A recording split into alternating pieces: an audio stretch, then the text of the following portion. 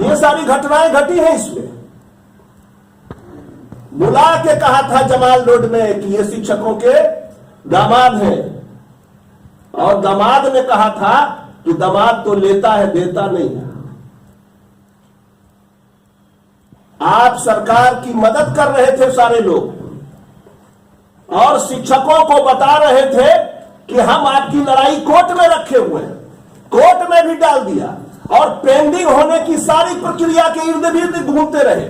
तभी तो 13 में उपेंद्र राय जी का मामला सामने आया, और 13 के मामले में उपेंद्र राय जी के नेतृत्व में राज्य के 4 लाख शिक्षकों को सफलता मिली। इस बात के लिए उपेंद्र राय जी इस्तकबाल के पात्र हैं, धन्यवाद के पात्र हैं, और संजीव जी ने उनको मदद की है, इसलिए संजीव जी भी धन्यवाद के पात्र हैं। और आपने आर्थिक सहयोग दिया, नैतिक सहयोग दिया, सामाजिक सहयोग दिया, आप सभी भी धन्यवाद के पात्र हैं। इसलिए जो लोग काम कर रहे हैं, आप समझिए कि उनका संगठन, उनके संगठन के सामने उपेंद्र राय का कद और इन नियोजित शिक्षकों का कद बड़ा हो चुका है, और अपनी घटती हुई ताकत और जो चमक घट रही है वहां से, उस चमक घटने के कारण ये लोग परेशान हैं और दूसरे को बदनाम करने की साजिश कर रहे हैं। हम इसकी बुरी तरह भर्त्सना करते हैं। ऐसा नहीं करना चाहिए। सारे के सारे लोग माध्यमिक शिक्षक संघ के सदस्य रहे, क्या आवश्यकता पड़ी, क्या कमी आप में आ गई कि आपके लोग अलग होकर के पिटीशन दायर करते हैं कि हमको समान काम का समान वेतन चाहिए। आपने 9 के केस में क्यों नहीं हासिल किया उसको, क्यों नहीं लड़े आप उसमें? सरकार के साथ क्या रिश्ता आपका रहा है? आप किस रिश्ते के तहत शिक्षकों को पीछे धकेल कर अपनी जगह बनाना चाहते हैं? ये सारी बातें इसमें आती हैं। इसलिए साथियों, चाहे जिला मुंगेर हो या बक्सर, चाहे सीवान हो या गया, इन तमाम जगहों के शिक्षक साथी यदि इस कार्यक्रम में सहयोग करते हैं तो उन्हें हम धन्यवाद ज्ञापित करते हैं। आप कम से कम अगर उपेंद्र राय और उनके संगठन को इस न्यायिक प्रक्रिया में मदद नहीं करते हैं तो मेरा आग्रह है कि कम से कम विरोध भी न कीजिए, विरोध भी नहीं कीजिए। विरोध करने से आपकी रोटी दबती है, विरोध करने से आपकी क्षमता घटती है, विरोध करने से आपसी टूट प्रकट होता है। अगर उपेंद्र राय हारे तो कोई दूसरा संगठन नहीं जीत सकता। उपेंद्र राय हारे तो ये 4 लाख नियोजित शिक्षक हार जाएगा। इसलिए उपेंद्र राय का नाम अकेला हो सकता है, लेकिन उपेंद्र राय के साथ 4 लाख शिक्षकों का वजूद शामिल है। आप स्ट्रगल की बात करते हैं, स्ट्रगल कमेटी, ये स्ट्रगल फॉर एग्जिस्टेंस है, अस्तित्व की हिफाजत की लड़ाई है और उसके लिए संघर्ष है। और इसके आगे सबसे पहला नाम चूंकि उपेंद्र राय का आता है, इसलिए अपने स्वार्थ की सिद्धि के लिए उपेंद्र राय के साथ रहना आवश्यक है। अपने स्वार्थ, नवीन कुमार नवीन को अगर उनकी इच्छा है कि वो शिक्षकों को सफल देखना चाहते हैं तो उपेंद्र राय के साथ रहना पड़ेगा, रहना पड़ेगा। शत्रुघ्न प्रसाद और केदार पांडे चाहते हैं कि माध्यमिक शिक्षक संघ के नियोजित शिक्षकों का अस्तित्व बचे, तो उपेंद्र राय के साथ रहना पड़ेगा ही।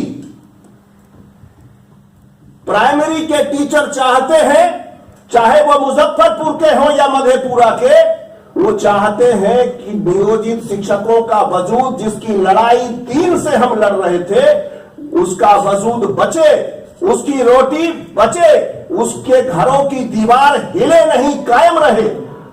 उपेंद्र राय के साथ खड़ा होना पड़ेगा, उपेंद्र राय के साथ खड़ा होना पड़ेगा।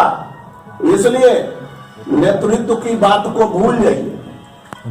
आपका नेतृत्व भी तभी टिका रहेगा जब नियोजित शिक्षकों के घरों में खुशहाली होगी, उनको वेतनमान की लड़ाई में आप जिता पाएंगे।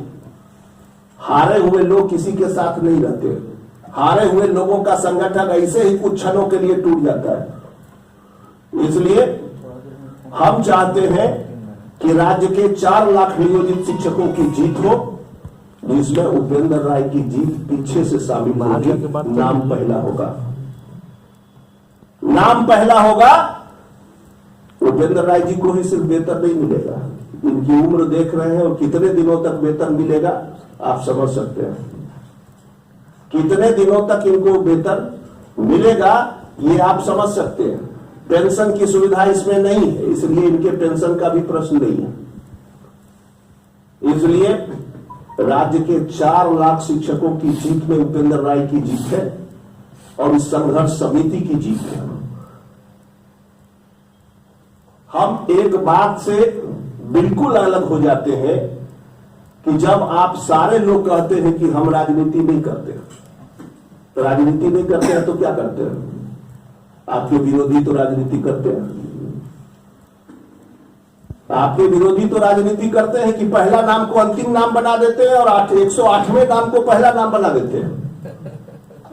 जो लोग हाईकोर्ट में हैं भी नहीं, वो सुप्रीम कोर्ट में जाकर पिटिशनर नहीं, इंटरवेनर बन के अपना नाम ऊपर कर लेते हैं। वो तो राजनीति करते हैं। और आप बार बार कहते हैं कि मैं राजनीति नहीं करता। शिक्षकों को सिर्फ स्कूल जाना चाहिए और सरकार के शोषण का शिकार होना चाहिए और चुपचाप उसको सहते रहना चाहिए और फिर छात्रों को अच्छी अच्छी शिक्षा देनी चाहिए। कोई भूखा आदमी ये काम कर सकता है क्या? कोई भूखा आदमी बेहतर शिक्षा दे सकता है क्या? और हम आपको विजय बाबू धन्यवाद देना चाहते हैं कि लोगों ने राज्य को लूट कर राज्य में अंधेरा किया है और इन 4 लाख नियोजित शिक्षकों ने स्वयं को जला के सरस्वती का मंदिर रोशन किया है। हम लोग चैनल और आप उसके प्रतिनिधि हैं।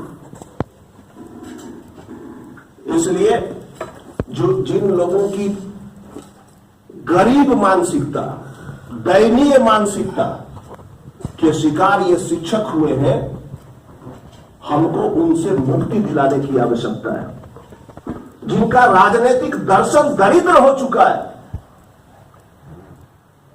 जो लोग कह रहे हैं कि न्याय के साथ विकास, हाईकोर्ट के न्याय का कोई की चिंता नहीं, सुप्रीम कोर्ट चला गया और कह रहा है कि न्याय के साथ राज्य को विकास दे रहे।